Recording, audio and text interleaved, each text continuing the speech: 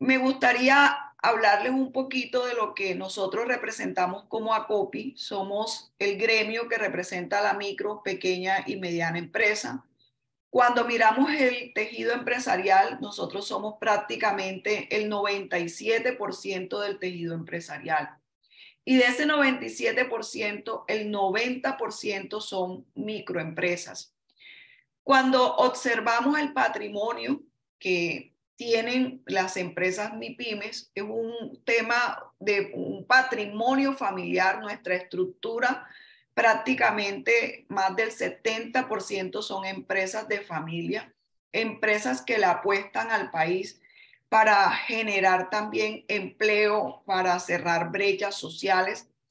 Y también hay un gran relacionamiento con la gran empresa. Muchas MIPYMES nacen precisamente de personas que trabajaron en grandes empresas y salen buscando autonomía económica y se convierten en proveedor de servicios o productos de muchas grandes empresas. En juntas directivas, que como les dije somos 12 seccionales, hay una preocupación frente al acuerdo que se firmó en México, el acuerdo número 6, que tiene la agenda y dentro de la agenda, en el punto de democracia para la paz, se habla específicamente de examinar desde una perspectiva democrática el modelo económico, el régimen político y las doctrinas que en un momento dado pueden estar impidiendo la unidad y la reconciliación. En ese orden de ideas, es de los temas que más le preocupa a muchos de los empresarios con los que hemos estado conversando.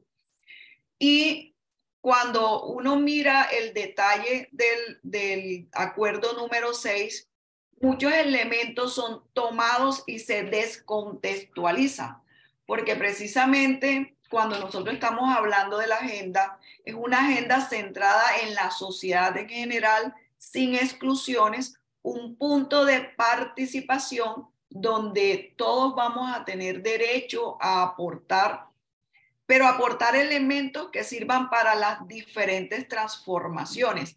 Entonces, no, la explicación que le he dado a muchos empresarios no es que se va a transformar o modificar el modelo económico, es revisar que dentro del modelo económico pueden haber ciertas situaciones que no permiten evolucionar de mejor manera socialmente. Y un ejemplo de ellos, y se lo he recordado a muchos empresarios, nosotros en el relacionamiento de MIPYME con empresas más grandes, cuando miramos el pasado, se acostumbraba que nosotros vendíamos o cotizábamos un servicio o un producto y nos daban un anticipo. Ese anticipo estaba en promedio un 50%. Con el correr de los años, eso ha cambiado.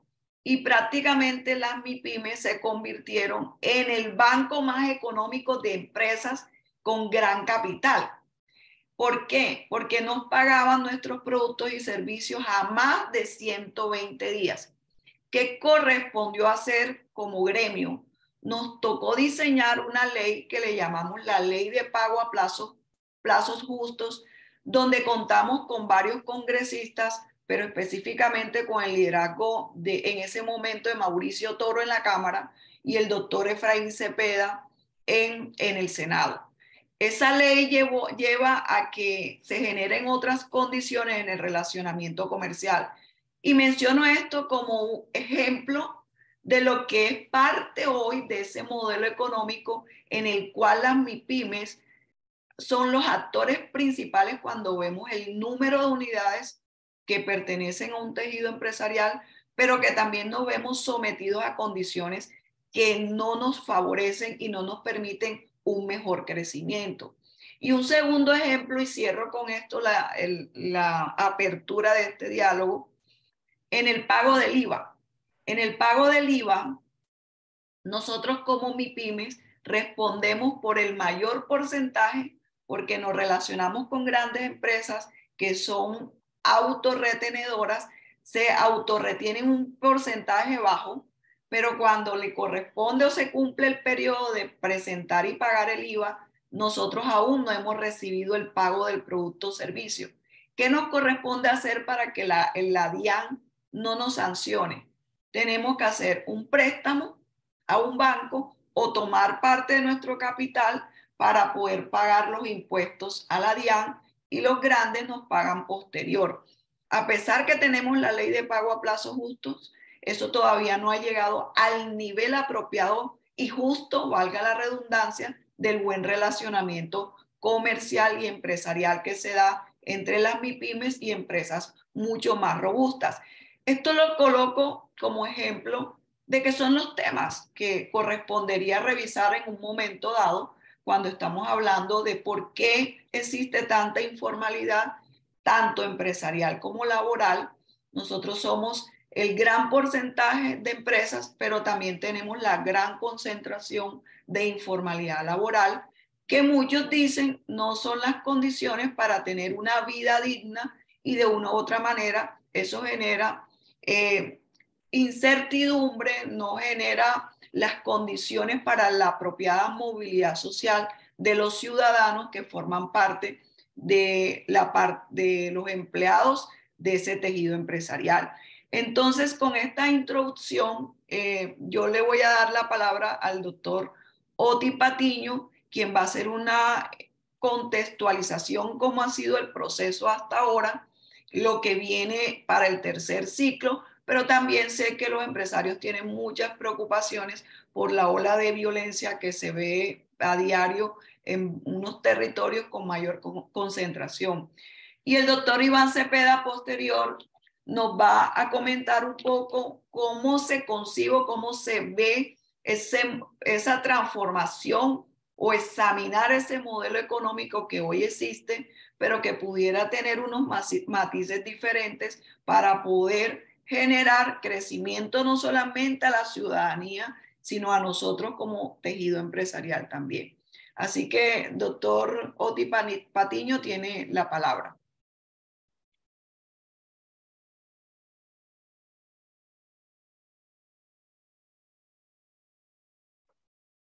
Es buenísimo porque me les pega el peligro.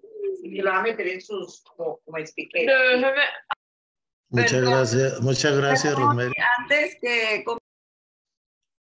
le pido a todos los participantes que miren el control de su micrófono y cámara para no interrumpir el diálogo que vamos a comenzar. Muchas gracias. Bueno, muchas gracias, Rosemary. Muchas gracias a COPI, digamos, por esta oportunidad, digamos, de conversar, digamos, con un sector tan importante como es, digamos, el de la pequeña, mediana y familia empresa. A ver, pues primero, digamos, lo digo por la propia experiencia, todo proceso de paz, todo proceso de negociación de paz genera miedos, genera angustias, y no es exclusivo, digamos, del conjunto de la sociedad, sino también del propio gobierno y incluso, digamos, de las propias organizaciones que hoy están en armas.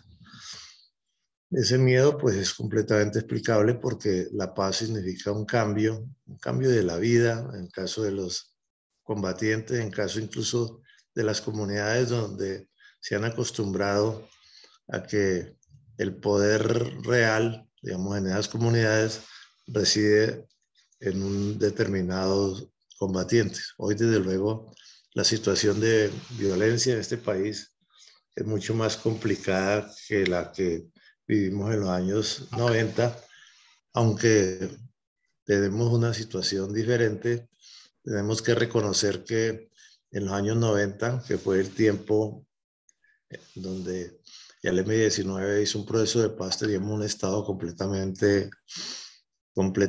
sobrepasado por esa situación. 4 candidatos presidenciales que han sido asesinados, un narcotráfico igualmente desafiante que había logrado en algunos momentos arrodillar al Estado. Es decir, tenemos un Estado, una especie de anomia digamos, un Estado que no servía para nada, no servía ni para garantizar el más elemental derecho que es la vida de personas tan destacadas y tan importantes y que resumen en sí mismas una cantidad de derechos, empezando por los derechos políticos, que son el origen en buena parte desde la Revolución Francesa de todos los derechos humanos. Entonces, ese Estado fallido, desde luego, necesitaba una nueva situación y por eso, digamos, se convoca una asamblea constituyente. Y esa asamblea constituyente fue en buena parte el producto también de un Estado que no era capaz de hacer la paz. Efectivamente, durante 1989 se hicieron unos esfuerzos importantes con la sociedad colombiana, donde se discutieron a través de un mecanismo que llamó las mesas de análisis y concertación, una serie de reformas, pero cuando llegaron al Congreso, digamos, se intervino el narcotráfico para meter un mico y el gobierno metió un contramico. Y en esas peleas, digamos, entre Congreso y gobierno en ese momento, digamos, se cayó toda la reforma que se había acordado y pactado durante ese año para generar un proceso de cambio asociado desde luego al proceso de desarme, al proceso de indulto, digamos que ya sí había hecho curso en ese momento. Y es cuando se plantea la necesidad de hacer una reforma de la convocatoria de una asamblea constituyente que coincide también con una convocatoria que hacen estudiantes, todo el sector universitario, dado digamos, también la incapacidad del Estado para proteger la vida de una persona que en ese momento representaba una gran esperanza para Colombia, como era Luis Carlos Galán. Hago esta breve historia para mostrar que si bien hoy estamos pasando por una situación de violencia, no estamos pasando ni mucho menos por un Estado fallido. Durante estos 30 o más años, la vida colombiana a nivel político ha cambiado, la situación de violencia ha cambiado también, la legitimidad de las mismas fuerzas militares ha cambiado y desde luego pues el poder del narcotráfico es distinto, no digo que sea más o menos, sino que ha cambiado, ya no existen los grandes cuarteles de la droga, pero indudablemente todo el tema del narcotráfico ha hecho metástasis con muchos sectores de la sociedad colombiana en muchas regiones del país, lo cual desde luego ha aumentado los niveles de violencia y ha cambiado todo el mapa de violencia en el país. Bueno, esa es una primera consideración para quienes piensan que todo tiempo pasado fue mejor, y yo les digo categóricamente de que si bien estamos en una situación que sigue siendo complicada,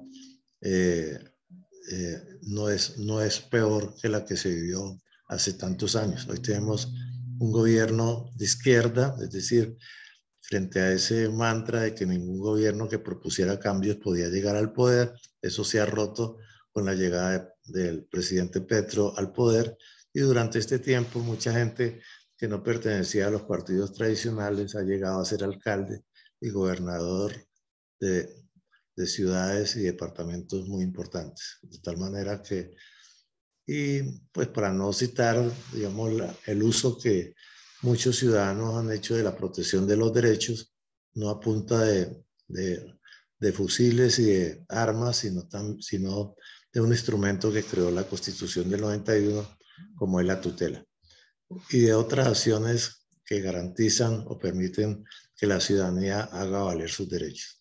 Por supuesto, no es una democracia, la democracia que quisiéramos, es una democracia, como toda democracia representativa, llena de defectos, pero es el sistema, digamos, que tenemos, o como diría Churchill, la democracia es el peor de los sistemas con excepción de los demás. Esa es, digamos, la situación que en este momento en Colombia tenemos. Hoy, digamos, este proceso con el ELN se inscribe dentro del cierre de los ciclos de las violencias insurgentes de este país. Ustedes saben que el ELN es una organización que surgió en los años 60 bajo los vientos revolucionarios que se inspiraron en la Revolución Cubana, donde se pensó que un puñado de gentes, de jóvenes sobre todo, podían desatar un proceso insurreccional, y eso que luego teorizó un francés que llamó Regis Debray, generó, digamos, un entusiasmo de muchos jóvenes que se metieron a la guerrilla queriendo ser desde allá, desde la lucha armada, impulsores de una revolución en Colombia.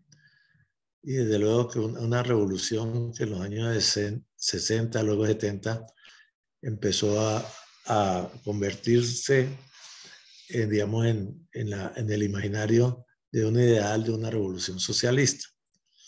Hay que tener en cuenta que si bien la revolución cubana no empezó como una revolución socialista, empezó como una revolución democrática contra una dictadura, la lucha, digamos, entre las dos grandes potencias, entre los dos grandes polos del poder mundial, hicieron que se condensara la lucha en una lucha entre socialismo y capitalismo. En el año 89, ustedes bien saben que se cae el muro de Berlín y con ello se empieza a caer la polarización, digamos, dentro del mundo que vivíamos hasta ese momento. Pero ello no quiso decir con ello que muchas reivindicaciones de orden social, digamos, se murieran con la caída del muro. Pero sí surge un fenómeno muy importante que fue el surgimiento de una nueva doctrina, por así decirlo, un nuevo modelo económico que es el modelo neoliberal, sobre ese fracaso del socialismo. Y ese modelo neoliberal pues ha sido revisado incluso hoy por los mismos Estados Unidos en dos presidentes muy importantes como han sido presidente Obama y el presidente Trump, desde distintas perspectivas. El uno planteando la necesidad de que el Estado intervenga sobre los servicios sociales, especialmente la salud, y el otro planteando de que hay que proteger la industria nacional y hay que proteger la frontera, es decir, el proteccionismo de Estado, que se suponía que iba en contra todo esto de las doctrinas del neoliberalismo, que ponía al mercado como el gran regulador de las relaciones humanas y de las relaciones entre los países. Digo esto para que nos situemos en el contexto de la realidad que está viviendo el país, que está viviendo Colombia, y dentro del triunfo de un presidente como Petro no pone a la orden del día el cambio de sistema capitalista, pero sí el cuestionamiento al modelo económico, que además se ha visto afectado por una economía formidable, enorme, que a pesar de que cayeron los carteles, como ya se dijo, de todas maneras ha invadido todo el tejido financiero del país, como son, digamos, como es el tema del narcotráfico. Una economía que hace fluir dinero y que desarrolla cambios culturales en todas las regiones del país y que produce y que incrementa los niveles de violencia, porque al ser una economía ilegal, pues obvio, las relaciones humanas y las relaciones entre las comunidades se rigen ya no por la ley, sino por quien tenga en ese momento el dominio territorial. Ese es el panorama que vive y ese es el contexto en el cual nos estamos moviendo y en el cual, digamos, se desarrolla este ciclo. Nosotros llevamos ya 2 ciclos Y el primer ciclo, yo lo voy a decir de la manera más sintética, con el ELN se desarrolla el año pasado y, digamos, tuvo varios temas o digamos, un tema fundamental. El ELN es una organización, digamos, que ya lleva, ¿cuántos? 65 ahora, o sea, casi 60 años de vida, con muchos altibajos y con algunos intentos de llegar a soluciones negociadas. Intentos que desde luego no han coronado y con el temor de que el Estado sea un Estado ya más allá de los gobiernos, o sea, gobiernos con los cuales se hacen pactos sociales de orden político y que terminan siendo incumplidos. Por una historia de incumplimientos, incluso que vienen desde la colonia nuestra, de tal manera que ese sabor de incumplimiento del Estado y de los gobiernos, pues ellos piensan de que un proceso de paz y el más reciente de los incumplimientos, pues está visto en, digamos, el proceso que se hace con las FARC, donde continuamente aparecen combatientes firmantes que aparecen muertos, que son asesinados, y frente, digamos, a la incapacidad del gobierno o de los gobiernos de proteger la vida de esos combatientes y también, desde luego, de líderes sociales que en el afán de reconstruir las relaciones en esos territorios donde antes dominaban los armados, digamos, también son muertos por otros armados que llegan y copan esos territorios. Entonces, el ELN, digamos, su aspiración es que este no sea un acuerdo solamente de un gobierno que ellos estiman como un gobierno progresista, sino que sea algo mucho más firme, que es un acuerdo de Estado. Hay un acompañamiento importante de la comunidad internacional. Contamos con 6 países que llaman garantes. Los países garantes son los países que, además de participar en estos procesos, digamos, tienen la capacidad de brindarse como sede en las negociaciones.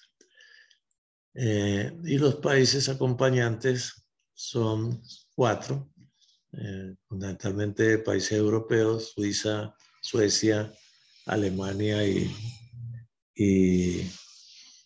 Suiza, Alemania y España, que son países que también, digamos, acompañan, no digamos de una manera total, digamos, no durante todo el tiempo, los procesos de diálogo, sino que también ayudan financieramente para la movilización de las delegaciones del ELN. Pues esa es la situación, digamos, que hay. Los países garantes son básicamente Venezuela, Cuba, Noruega, Brasil, Chile y México. El primer ciclo se realizó en Venezuela, el segundo ciclo se realizó en México y este tercer ciclo se va a realizar en Cuba. Ese es, digamos,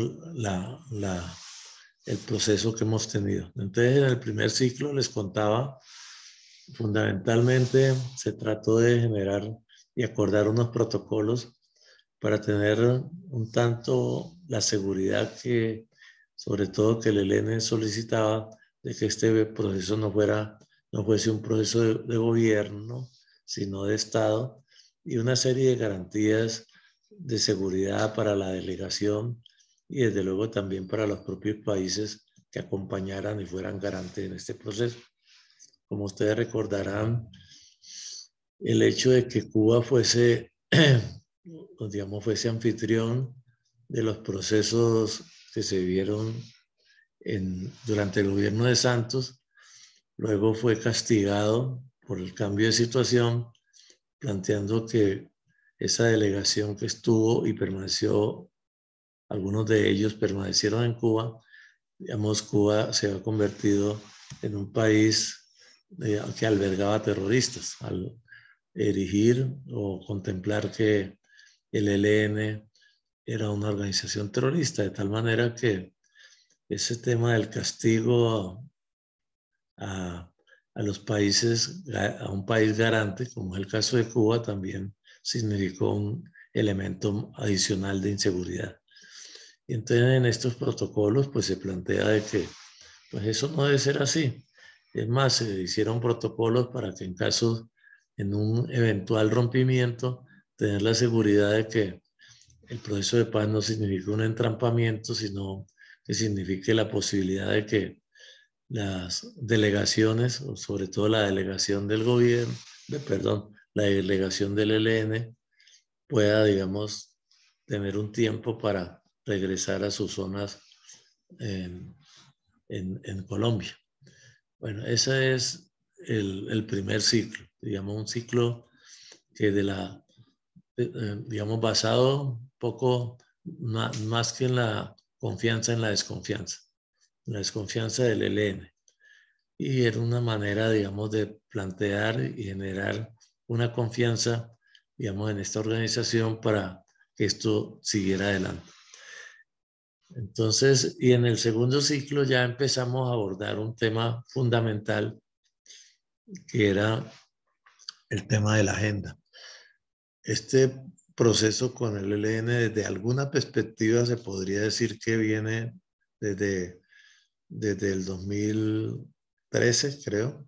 Es decir, es un proceso que ya lleva en términos generales unos 10 años, lo cual con la interrupción que hubo durante el gobierno de Duque, es decir, es un proceso que son 10 años menos 4 años, son 6 años, es decir, es un proceso que no es nuevo, pero por supuesto ante los cambios de situación que genera un gobierno, ante las pausas, la pausa que ocurrió durante el gobierno de Duque, pues tocaba revisar la agenda. Decidimos al máximo, de común acuerdo, mantener los mismos puntos de la agenda, pero por supuesto haciendo una nueva mirada de la agenda.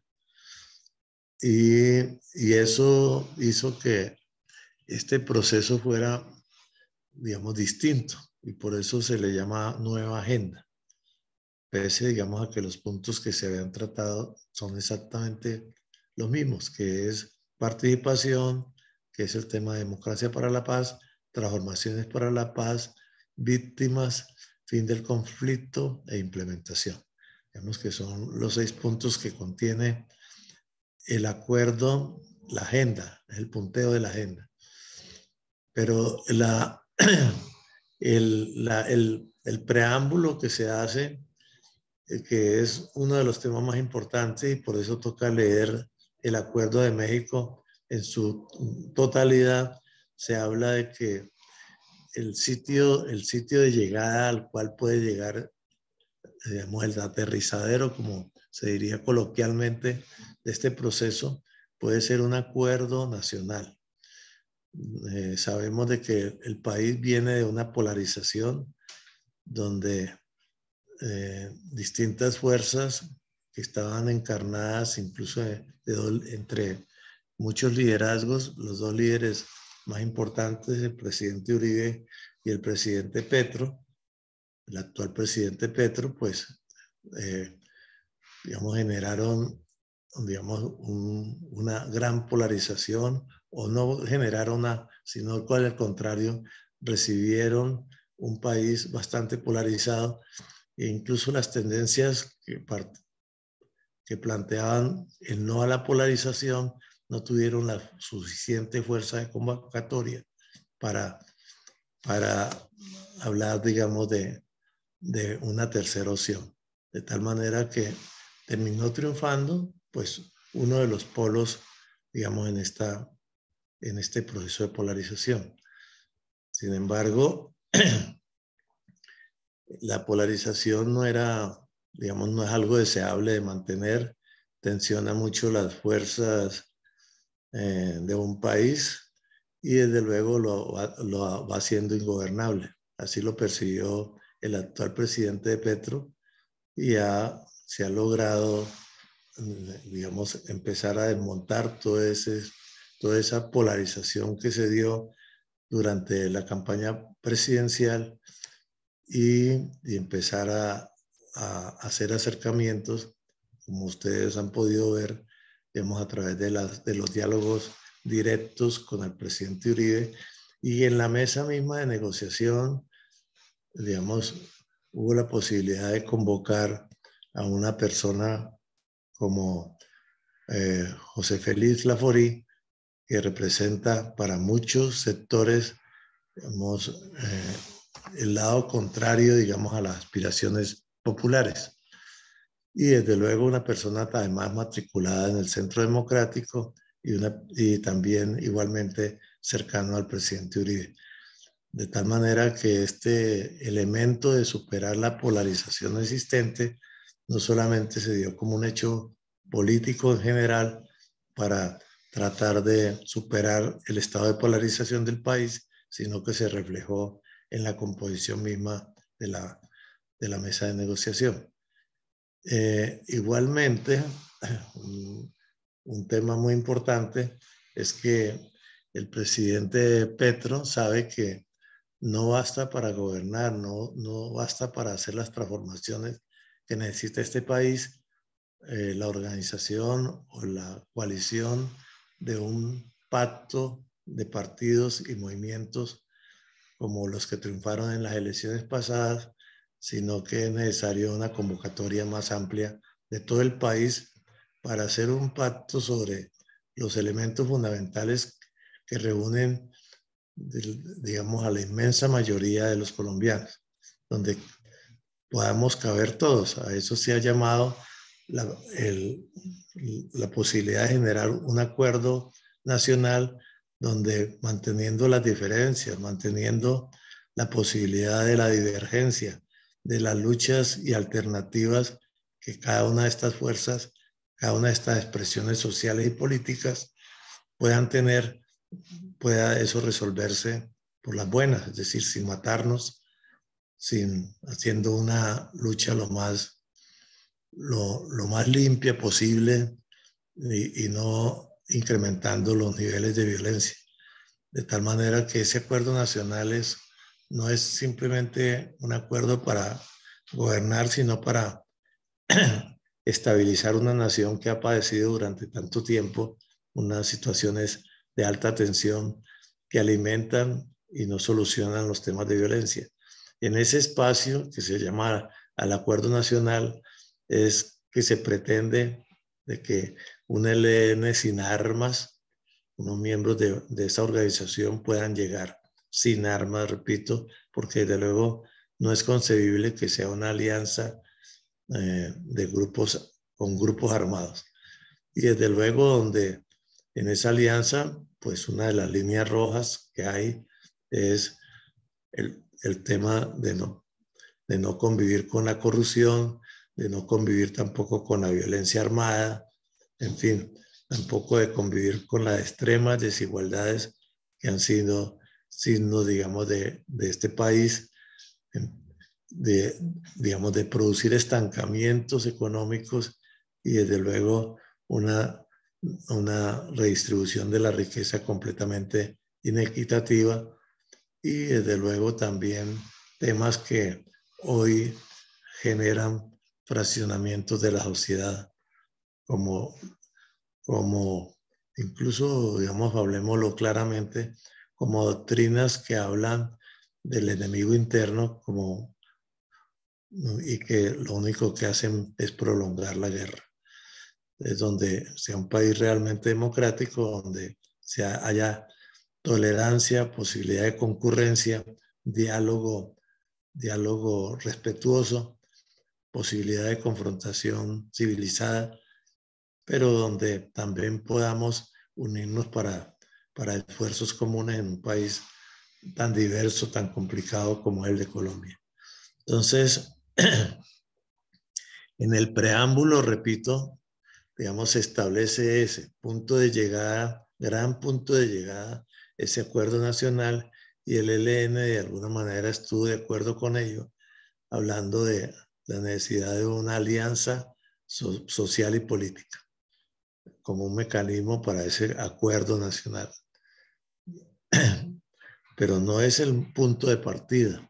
Quienes plantean de que ya de hecho estamos haciendo una alianza con el ELN, pues están, digamos, mirando una agenda como no como un proceso, sino como si ya fuera un acuerdo.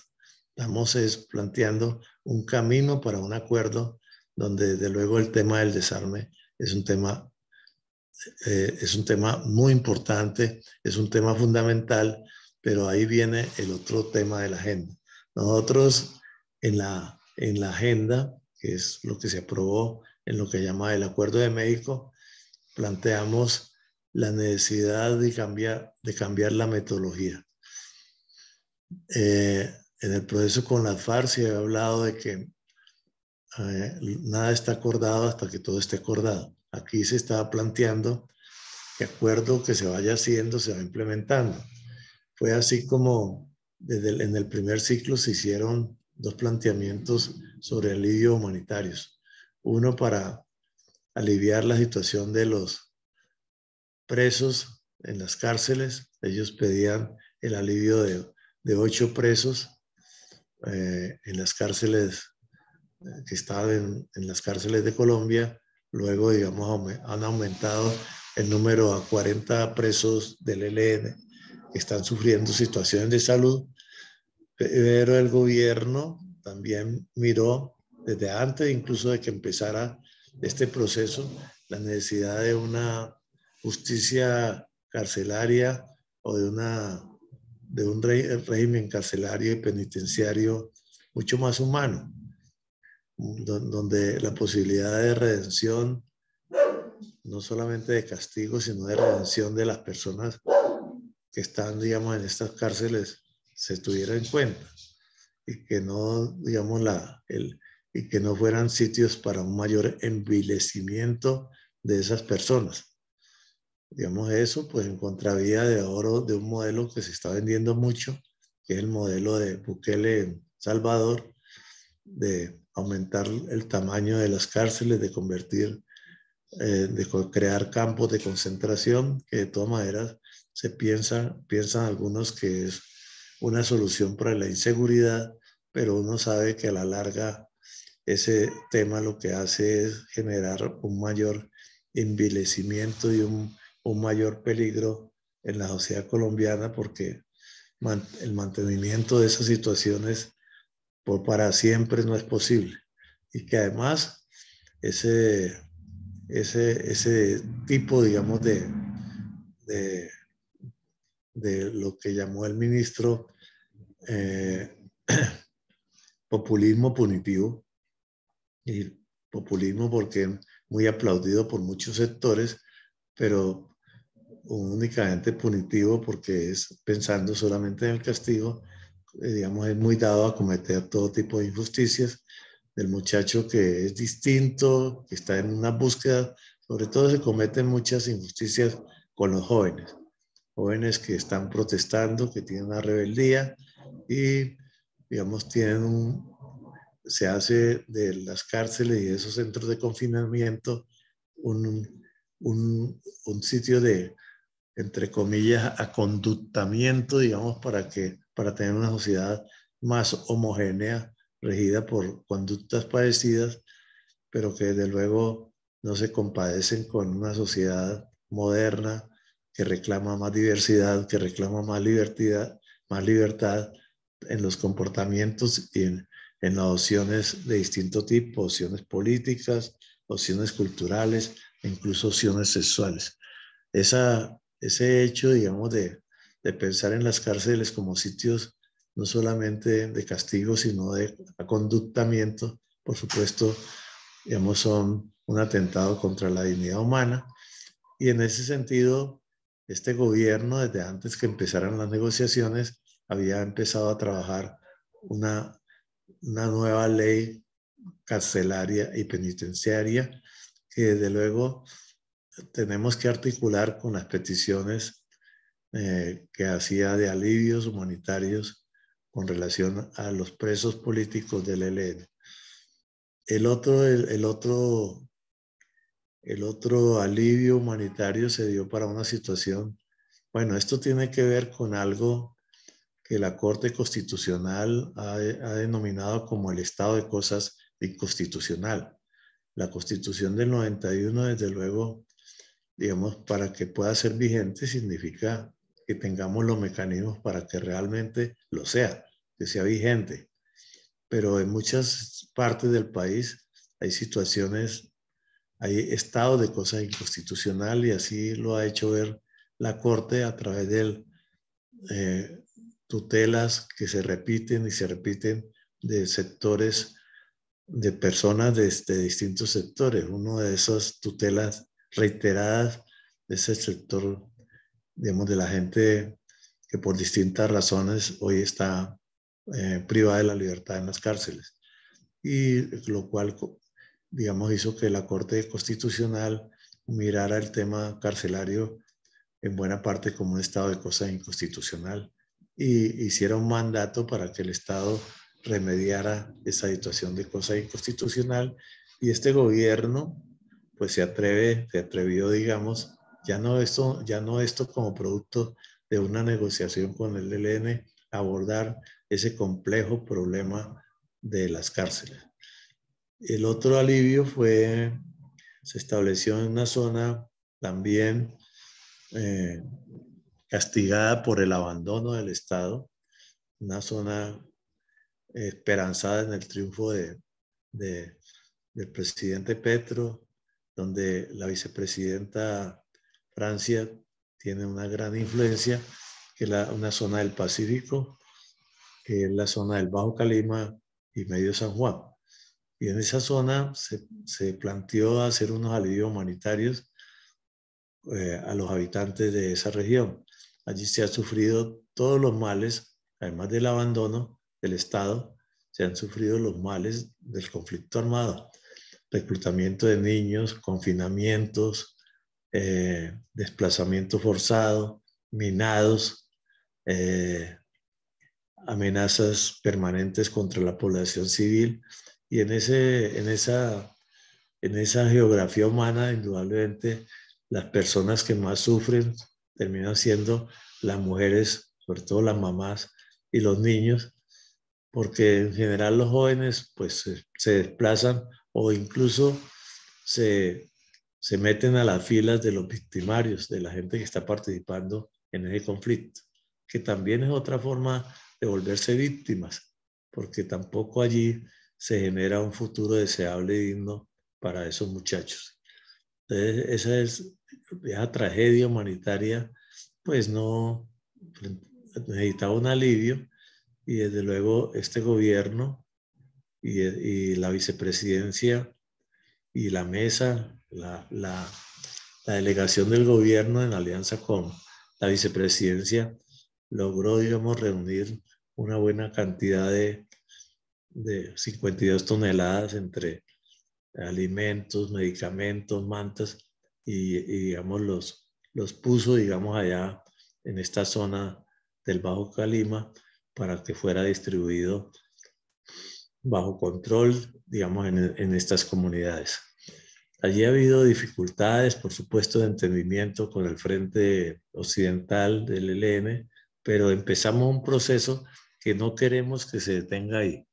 Todo proceso, incluso de alivio humanitario, digamos, significa, en este caso, hay el deseo de muchas personas desplazadas de regresar a sus territorios, porque esa situación inhumana se vive no solamente en la zona, sino de las personas que han llegado a refugios que para nada consideran la dignidad de la gente, sobre todo de esta población más vulnerable, de los viejos, de los niños, niñas y de las mismas mamás que les toca, digamos, soportar estas situaciones de insalubridad, de hambre en muchas ocasiones, de hacinamiento en esos sitios, con todo lo que el hacinamiento significa en esas zonas, en esos sitios.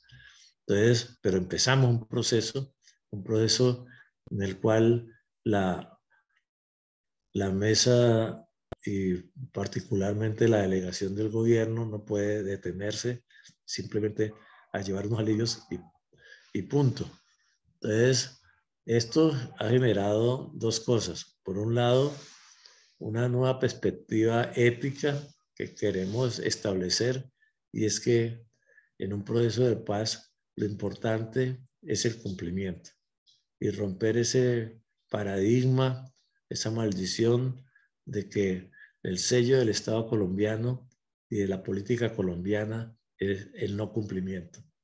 Si se hace un proceso de paz, la enseña de ese proceso de paz es cumplir, y cumplir, digamos, lo más rápido posible, y no solamente cumplir, sino sobrecumplir, porque no puede ser un tema eventual, sino que debe trascender a generar procesos que hagan irrepetibles esas tragedias que hoy se viven.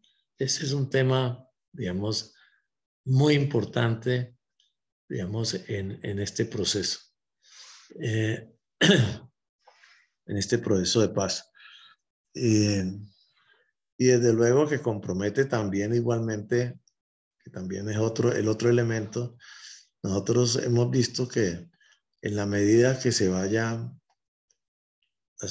realizando acciones, bien sea para mejorar la situación, no solamente el alivio humanitario, sino desarrollando condiciones de vida digna, pues también el ruido de las armas y el papel de la fuerza pública tiene que estar básicamente no solamente para dar de baja, digamos, a los enemigos de la paz, digamos, sino fundamentalmente para proteger los derechos de las personas y para proteger estos procesos. Esas 52 toneladas del alivio humanitario fueron transportadas gracias a que la Armada puso un buque que navegó desde Buenaventura y se metió por el río San Juan hasta llegar, digamos, a una comunidad que se llama Cordó, donde se puso a disposición de esas comunidades. Pero allí, digamos, el frente de guerra del ELN, digamos, no actuó de la manera consecuente. Frente a esta nueva etapa, el desafío es que ese frente de guerra se convierta, digamos, en una fuerza que, si tiene un liderazgo real, digamos, vaya prescindiendo de la acción armada, vaya prescindiendo de una serie de acciones que significan en una situación de ayudar a generar una situación inhumana, y por el contrario, digamos, esos hombres que están hoy armados se conviertan en actores para un proceso de recuperación de esas zonas de una manera mucho más digna, y para ello el papel de las armas rebeldes ya empieza a ya se convierte en un estorbo, y tienen que irse prescindiendo de esa acción de las armas. Es decir, el desescalamiento del conflicto, que es un reclamo nacional, en la medida que se van estableciendo acuerdos parciales, se va viendo como una necesidad para que esos acuerdos parciales, bien sean alivios humanitarios o elementos de desarrollo en otras zonas. Arauca, por ejemplo. En Arauca, pues ustedes saben la cantidad de plata que ha circulado de dinero gracias, digamos, a la economía de los hidrocarburos, pero el desarrollo económico no ha sido el deseable y el posible que ha habido con toda la circulación de dinero que ha habido en esa zona. Ha habido, sí, el ELN logró cierto prestigio dentro de la población haciendo una redistribución, pero el desarrollo que esa región se merece no ha sido mayor cosa. Se necesita, digamos, de que haya desarrollo, y para eso los fusiles de la rebeldía tienen que acallarse y tienen incluso, digamos, que desaparecer. El fortalecer el poder de las comunidades significa también disminuir el poder de los armados desde la ilegalidad, y darle un destino también distinto a las armas institucionales para proteger y ayudar a los procesos de desarrollo en esas regiones donde se está actuando en este momento. Entonces, el proceso, lo que se planteó o el acuerdo al cual se llegó en este segundo ciclo era emprender en este tercer ciclo los temas de participación y el tema del cese al fuego que figuraban en el quinto punto de la agenda, punto 5.5, el cese al fuego. Y desde luego ese cese al fuego no puede estar simplemente como la cesación de operaciones ofensivas de la fuerza pública y de la guerrilla del ELN. Tienen que trascender y tienen que involucrar a la posibilidad de que, primero, de que cumpla el punto 1, es decir, que la gente pueda participar en los procesos de construcción o de reconstrucción de sus vidas, que puedan permitirse de que lleguen a esas zonas donde hay tragedias humanitarias, que puedan llegar a alivios, y eso significa un compromiso distinto por parte, digamos, de los armados y una acción del Estado mucho más fuerte. La bilateralidad de la mesa se mide, no estamos enfrentando dos fuerzas armadas, sino el Estado, y cuando se habla de Estado, al lado del gobierno deben estar las fuerzas militares también, y al lado de la guerrilla, pues toda su capacidad de influencia y las armas que esta guerrilla tiene. De tal manera que en esta bilateralidad, la idea es que las fuerzas de las armas del Estado y los hombres que están vinculados a la fuerza pública se conviertan cada vez más en actores de las transformaciones deseables, y la guerrilla, que surge como una rebeldía curiosamente, fue frente a la Constitución del 86, que fue una constitución de la exclusión, del bipartidismo, del gobierno mediante estado de sitio, se conviertan en una fuerza democrática, desarmada, por supuesto. Esa es, digamos, la situación. De tal manera que en la participación que va a imperar que es el punto 1 de la agenda, vamos a tener que abordar básicamente los puntos 2 y 3, que es democracia para la paz y transformaciones para la paz. En ese sentido, porque no es posible una transformación en abstracto, tiene que ser una transformación para lograr generar realidades concretas que generen confianza y que muestren que la paz es posible para generar cambios, y esos cambios deben hacerse de manera pacífica. Ese es, digamos, el sentido que tiene la agenda, digamos, que se aprobó, y el Acuerdo de México. Vamos a empezar el próximo ciclo el 27 de abril, y va a durar, se prevé que va a durar un mes.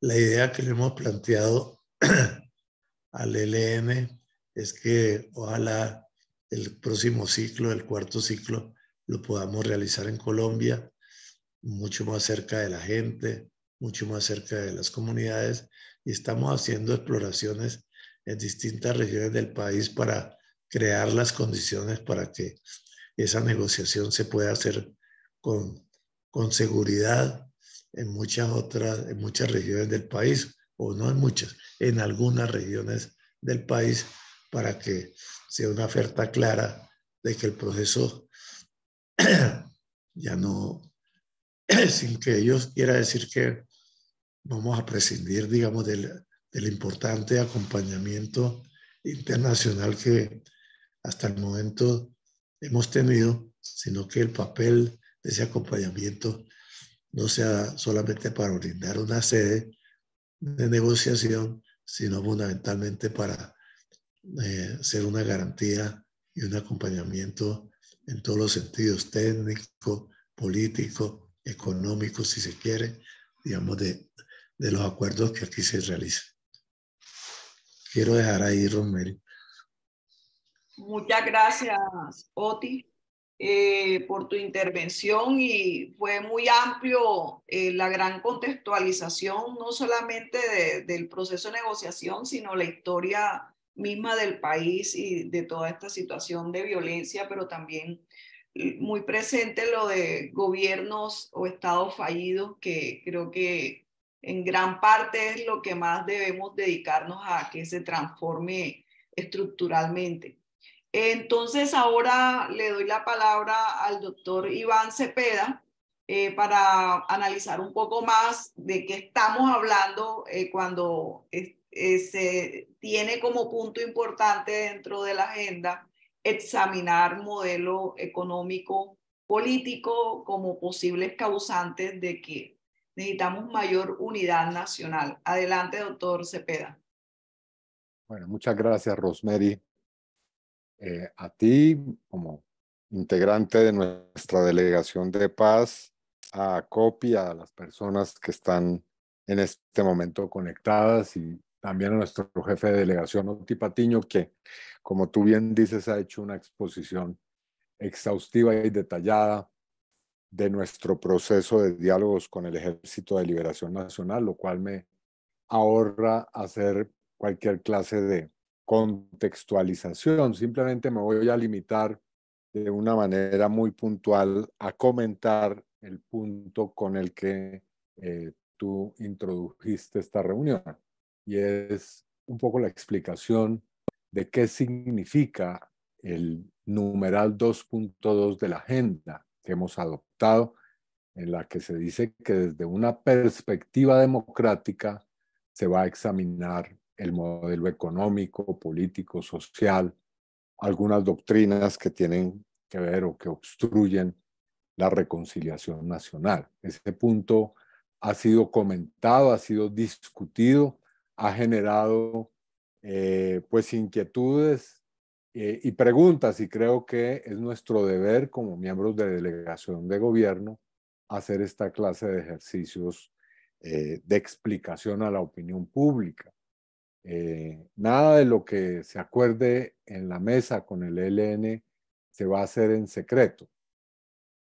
Nada de lo que nosotros vayamos a pactar como representantes del gobierno y del Estado colombiano en esa mesa de conversaciones será una decisión de un partido político o de unas personas que van a actuar de acuerdo a su criterio, sino que van a ser decisiones que se van a tomar a la luz pública. Quiero dar garantía de eso, con suficiente conocimiento, y que, y aquí entro a qué significa desde una perspectiva democrática, que tendrán que ser sometidas esas decisiones y esos acuerdos a los procedimientos democráticos.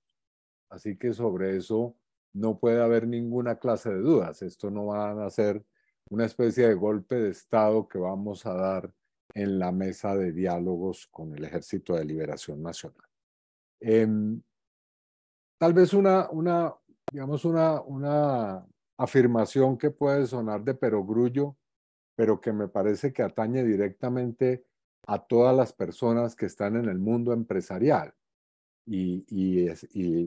Dentro de ese mundo, pues por supuesto a los pequeños, medianos empresarios, a las personas que hacen un esfuerzo tan valioso como es el sacar adelante pues una empresa y generar riqueza para el país.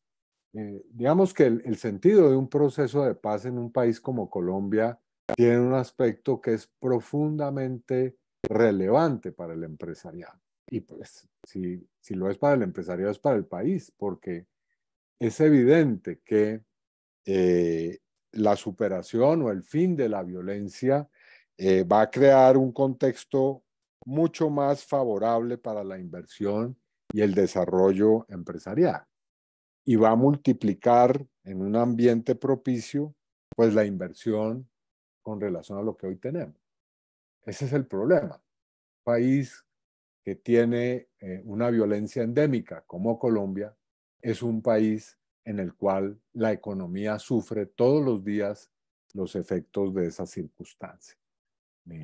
Precisamente uno de los puntos que destacaba Oti es que ahora que vayamos al próximo ciclo vamos a discutir con el ELN lo que se llama un alto al fuego y de hostilidades. Es decir, vamos, y esta es la instrucción que nos dio el presidente, a pedir al ELN, a exigir al ELN que detenga las acciones no solamente contra miembros de la fuerza pública y que haya pues un alto, que separen esas acciones de combate, sino también que paren en seco las acciones violentas contra la infraestructura económica, contra el empresariado, contra quienes pues laboran en departamentos, para aquí mencionar uno como Arauca. Precisamente los esfuerzos que estamos haciendo ahora es para que haya un desescalamiento, para que haya un decrecimiento de las acciones militares. Bueno, dicho eso, de manera introductoria, entonces explico qué quiere decir eso de examinar el modelo. Pues lo primero es señalar que con el ELN tenemos que llegar a un acuerdo de paz. Es decir, ya el Estado colombiano ha hecho esfuerzos que son, a mi modo de ver, inocultables por derrotar militarmente a la guerrilla del ELN durante 60 años, como lo recordaba bien Oti. Y esos esfuerzos han tenido un costo muy elevado para el país. Y el asunto es que a estas alturas hemos llegado a la conclusión de que es imperativo llegar a un acuerdo de paz por la vía del diálogo. Entonces la pregunta de por qué debiéramos nosotros poner en discusión una serie de asuntos con quienes usan la violencia, pues tiene que ver con que precisamente para salir de ese estadio de violencia debemos llegar a un pacto. Un pacto como el que ya se ha hecho en otros momentos de la historia del país, como el que permitió que el M-19, una organización a la cual perteneció nuestro presidente de la República y a la cual también, o en la cual también estuvo nuestro jefe de delegación, pudiera dar el paso mediante un acuerdo que fue muy importante a finales de la década de 1980 y que significó, entre otras cosas, el surgimiento de la Constitución que hoy nos rige en Colombia. Entonces, el sentido es llegar a un acuerdo.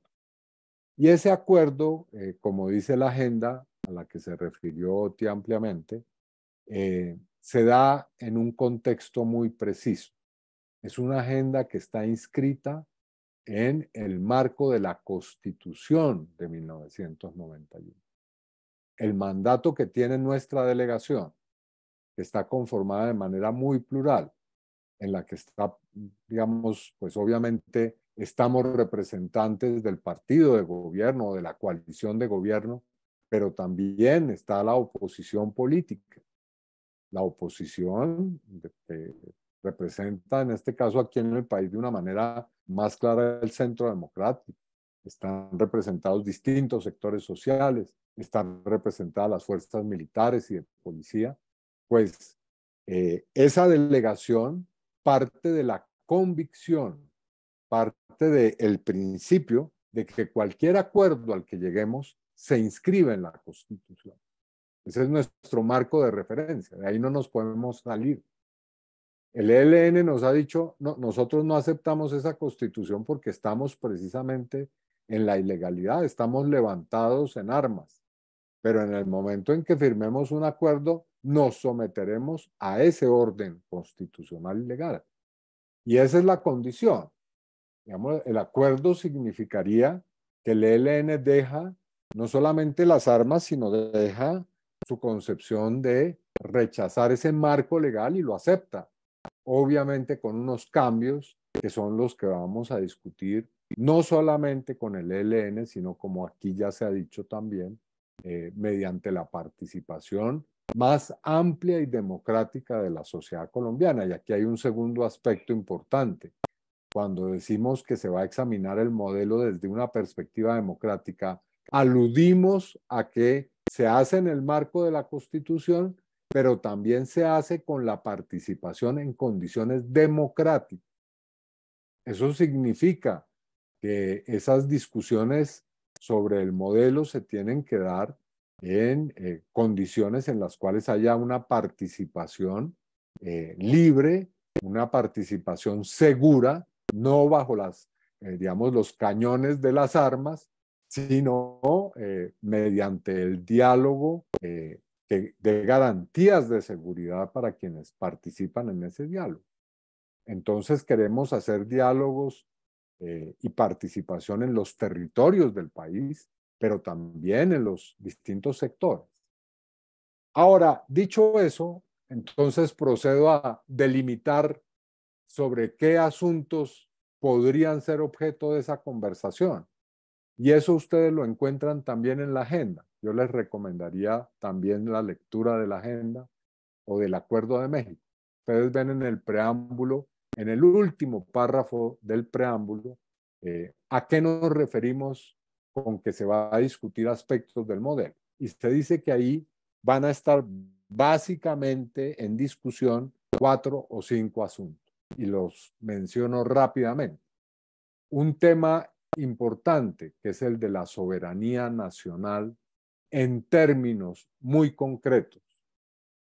Se trata de discutir cómo nosotros, los colombianos, podemos determinar asuntos fundamentales del desarrollo de nuestro país que tienen hoy pues una interferencia muy importante y son políticas que de alguna manera interfieren o generan una interferencia para un desarrollo más autónomo. Y voy a referirme a un punto muy específico, que es el tema de la política de la guerra contra el narcotráfico. Ustedes han visto, la noticia de ayer es que el presidente Gustavo Petro se va a reunir el próximo jueves con el presidente Joe Biden, lo va a hacer en Washington, y un tema de la agenda va a ser la discusión sobre la política de drogas. ¿Por qué es importante discutirla? Bueno, porque nosotros en Colombia llevamos 50 años, mal contados, poniendo sangre, poniendo muertos, miembros de la fuerza pública, personas como jueces y fiscales que han sacrificado su vida o dirigentes políticos en la lucha contra el narcotráfico. Y en Estados Unidos, ¿qué vemos? Que el mercado, el consumo, no solamente se mantiene, sino que aumenta y tiene nuevas características. Ahora hay un mercado muy importante de drogas sintéticas.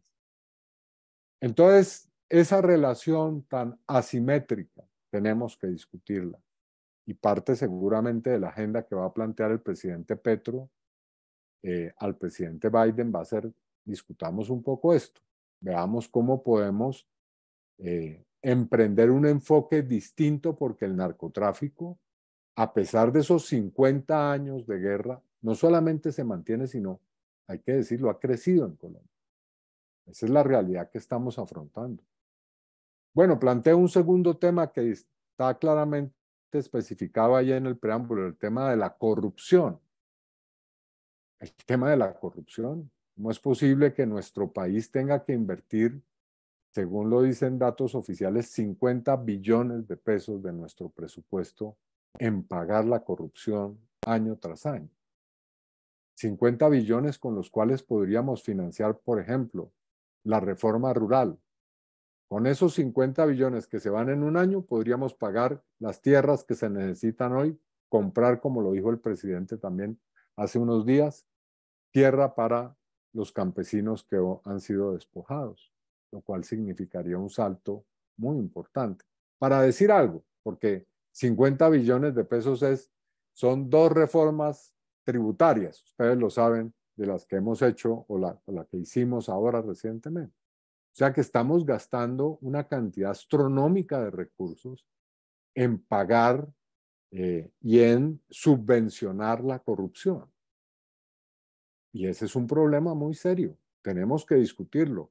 Bueno, ojalá lo pudiéramos discutir en muchos contextos, no solamente en este del diálogo con el ELN, sino es un problema de sociedad que debiera ser objeto de ese acuerdo nacional del cual hablaba Oti.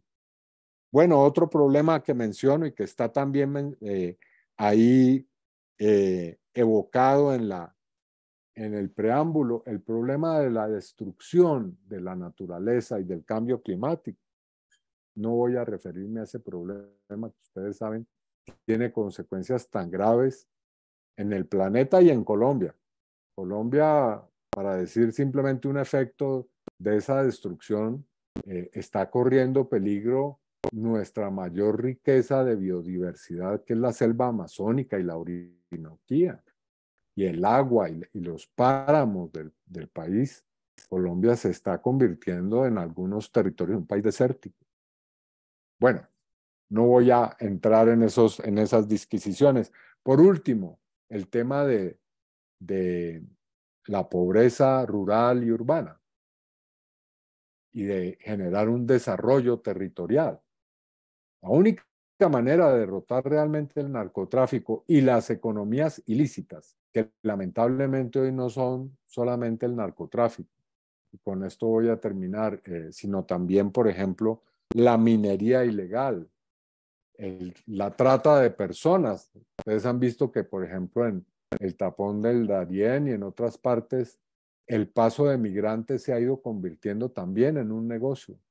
El contrabando, la extorsión, bueno, todas estas formas de economía ilegal, pues la única manera de acabar con ellas, obviamente debe haber seguridad y debe haber represión del Estado a ese crimen y delincuencia organizadas, pero obviamente también debe haber una sustitución de las economías ilegales por economías lícitas que nos permitan desarrollar lo que ustedes hacen, empresa, generar riqueza de una manera totalmente legal y además benéfica para el conjunto de nuestra población. Entonces, es eso lo que queremos.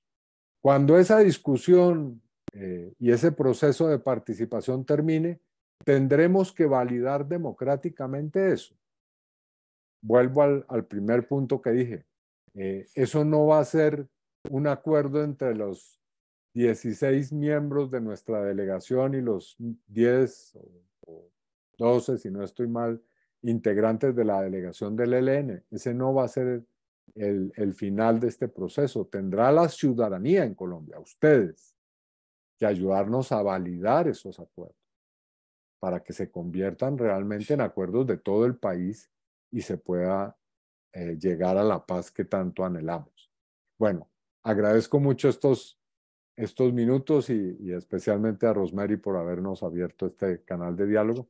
Yo me voy a tener que retirar hacia las 9:30 porque tengo que ir a cumplir compromisos, pero mientras tanto estaré aquí atento. Muchas gracias, Rosemary. Muchas gracias, Iván, por tu intervención. Yo creo que has aportado elementos muy significativos y a lo que yo le he insistido a los empresarios. El primer punto de la agenda es participación y nosotros tenemos la obligación como ciudadanos, primero lo que mencionaste, Iván, de conocer el detalle del acuerdo, porque no debemos olvidar, a través de redes sociales y medios de comunicación, muchas veces la información se utiliza parcialmente y le cambia el fondo precisamente de lo que está escrito.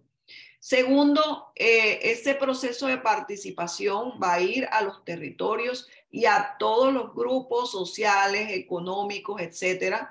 Y creo que nosotros como ciudadanos y como empresarios tenemos la obligación de estar allí y colocar nuestras preocupaciones, sugerencias. Y tercero, hay un punto que es muy importante y creo que vale la pena dejarlo acá, y si Oti todavía está aquí acompañándonos, Oti tiene un gran compromiso y él habla de una maqueta para la paz. ¿Cómo nos vemos nosotros desde el sector empresarial haciendo aporte a esos territorios para transformar el tejido empresarial y social que hoy existe?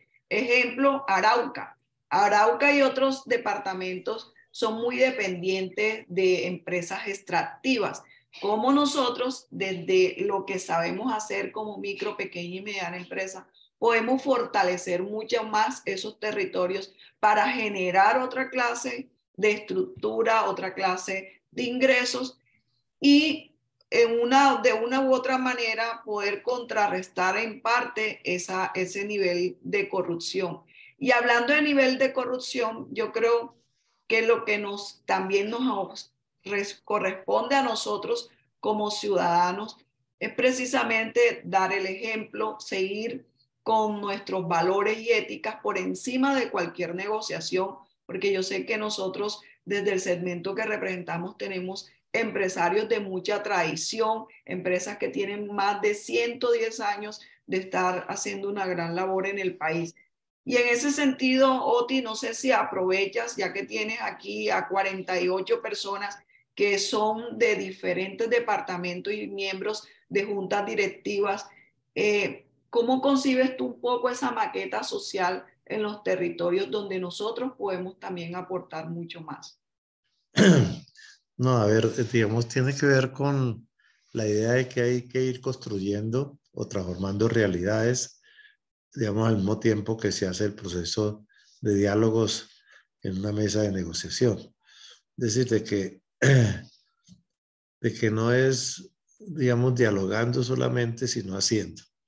Ese es, digamos, el sentido que se tiene con la maqueta y hacer esfuerzos muy concretos para transformar esas realidades en lo que uno podría llamar microterritorios, pero donde sea muy posible ver que con el concurso de la sociedad, del sector privado, del Estado e incluso, digamos, de las insurgencias, se puede cambiar la realidad económica, social y generar una nueva situación en esos territorios. Creo que incluso mejor que yo, lo que, lo que empieza a hacerse en Arauca, y Romeri participó allí y les planteó con toda claridad unas posibilidades, digamos, configura o digamos mejor esa idea de maqueta que hemos hablado. Ustedes saben que, digamos, un proceso de negociación empieza como un acto de fe y esperanza, y de que se va a construir una realidad nueva, que se va a construir basada, digamos, en un nuevo sistema de convivencia entre la gente. Pero desde luego esas ideas abstractas, si no se van materializando, así sea en un pequeño territorio o en un territorio mediano, pues la gente, hoy tenemos un gran escepticismo por las frustraciones que ha tenido La Paz, a pesar de los avances indudables que hemos tenido en el terreno político, pero digamos en el terreno social y económico han sido relativamente pobres en algunos sentidos de estos desarrollos. Entonces, a pesar de que la riqueza, digamos, y más que la riqueza, el dinero, digamos, ha ido rodando por esos territorios sin que se convierta eso en capital. Digamos, a veces la gente confunde que, los flujos de dinero en sí mismos son capitales, y uno sabe que cuando el dinero se convierte simplemente en elementos de consumo, pues mejoran aparentemente la vida, pero no generan desarrollo sostenible. Ustedes saben muy bien eso. Digamos, ustedes los empresarios saben que construir capital es muy complicado. Yo recordaba una enseñanza que me dio una persona que sabe mucho de empresariado, en el ejemplo de del tamaño de las cosas. Una semilla de una ceiba, que son uno de nuestros árboles nacionales, es una semilla muy pequeña, pero allí está contenida en esa semilla toda la información para que una vez sembrada se convierta en un árbol tan potente y tan hermoso como es una ceiba. Entonces, si alguien genera una tienda, puede convertirse, digamos, en una empresa comercial de mucho tamaño, pero también puede quedarse para siempre como una tienda y no más, como una tienda como la tienda de la esquina, ¿no? Que claro, de por sí tiene un valor, pero allí no se está generando un proceso de desarrollo. Igual, digamos, pasa con una región, ¿no? Digamos, si esos sueños, esas no se van convirtiendo en realidades potentes, por supuesto, pueden generarse algunos elementos de alivios, puede fluir un poco más de dinero.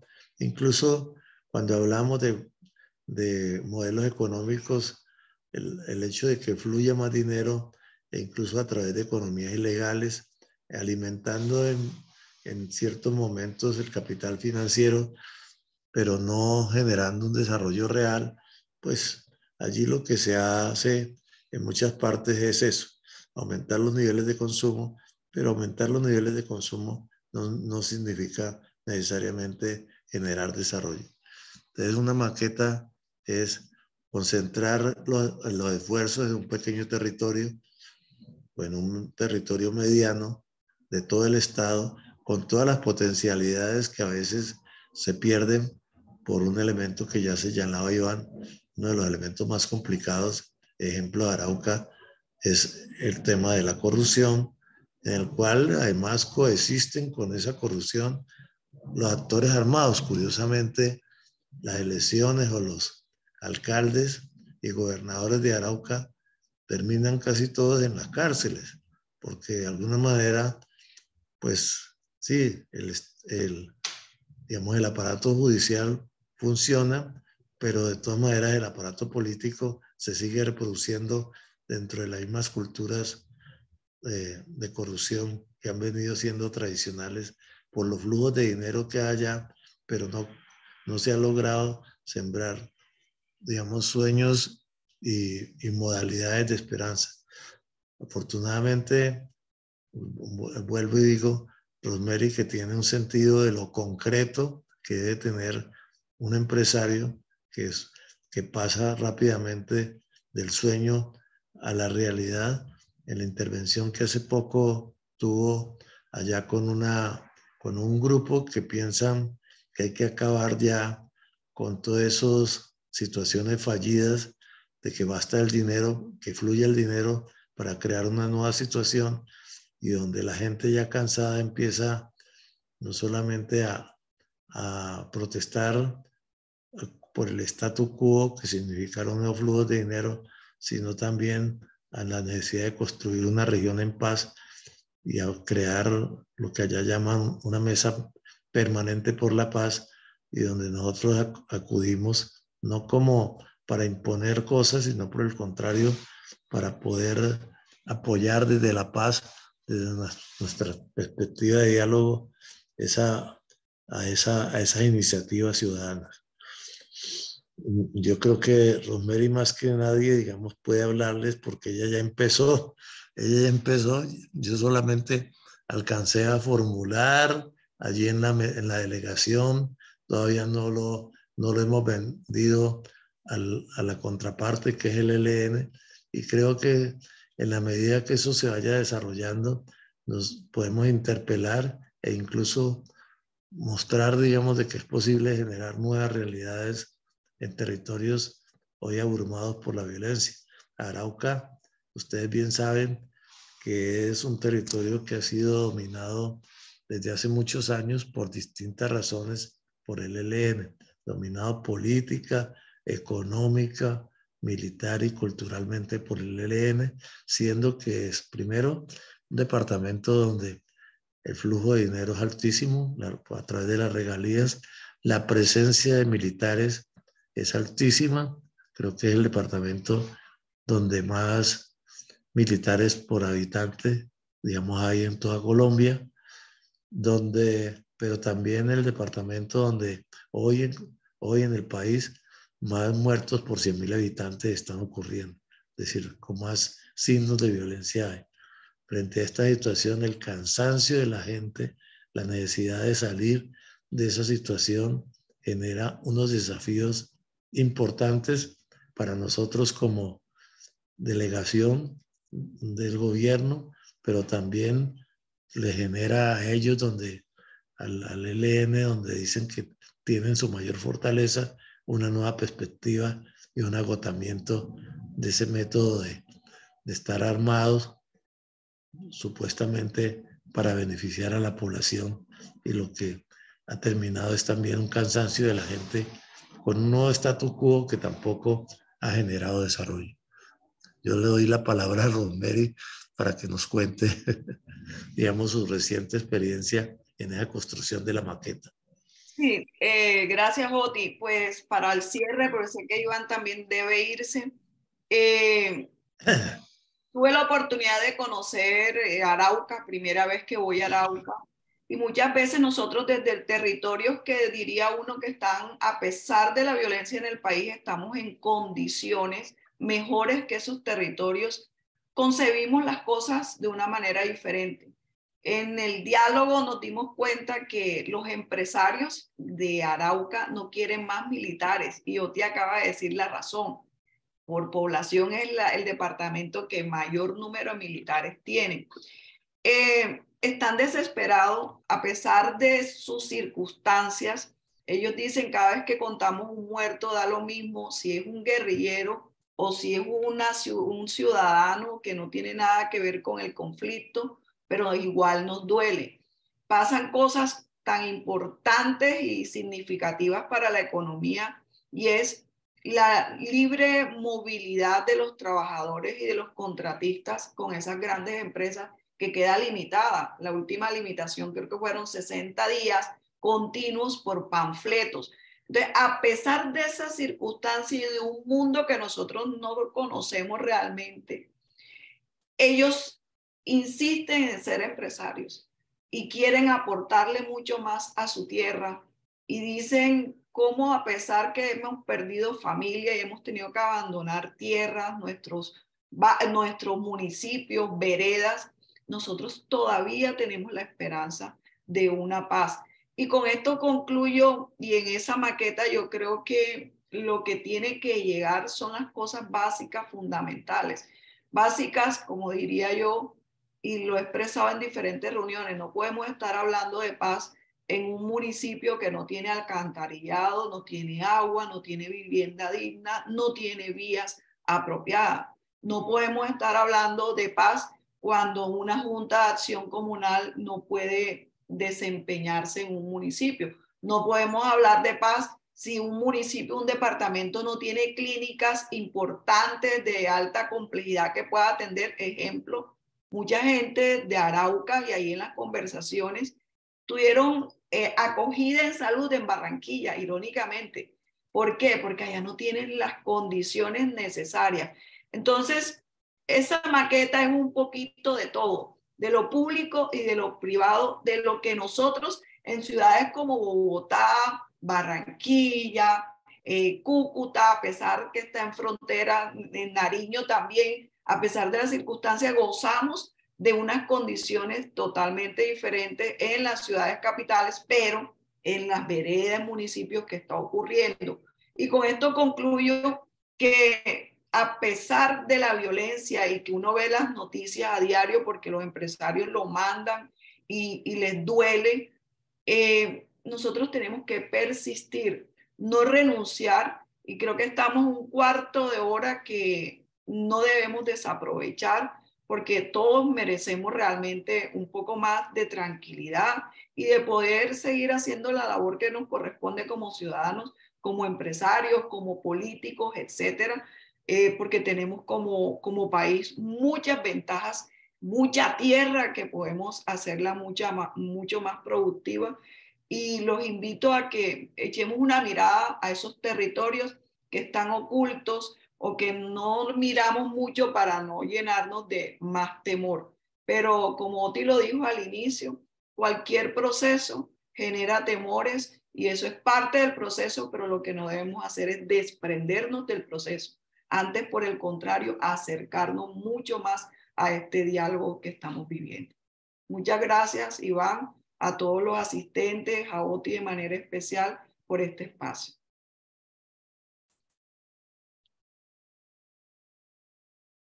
Feliz fin de semana.